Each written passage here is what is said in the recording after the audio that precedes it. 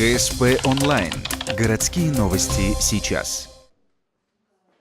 В школе номер 3 состоялся семинар для учителей с опытом работы меньше 5 лет. Он прошел в рамках проекта «Продвижение молодого педагога». Его основная цель – помочь начинающим путь в профессии адаптироваться, избежать или исправить ошибки, а также стать педагогом завтрашнего дня.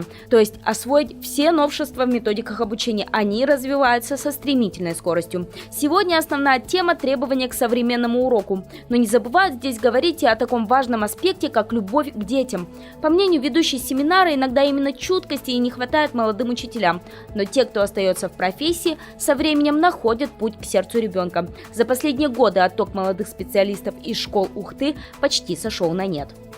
На сегодняшний день молодых специалистов, поскольку проект включает в себя молодых педагогов и дошкольных образовательных организаций со стажем 1-5 лет, 198, практически 200 человек, это 10% от нашего педсостава на уровне муниципалитета.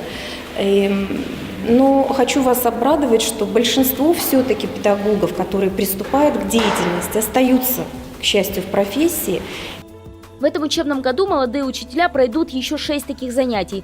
На них они детально будут разбирать все нюансы новых образовательных стандартов. Также участников ждет конкурс «Молодые молодым», на котором они будут демонстрировать свои уроки перед коллегами с малым стажем работы. Он состоится в феврале, а в марте они смогут выступить на конкурсе вместе со своими наставниками, опытными педагогами, которые поддерживают их в образовательных учреждениях. По итогу всей программы участникам проекта выдадут сертификат, который впоследствии станет бонусом в резюме педагога.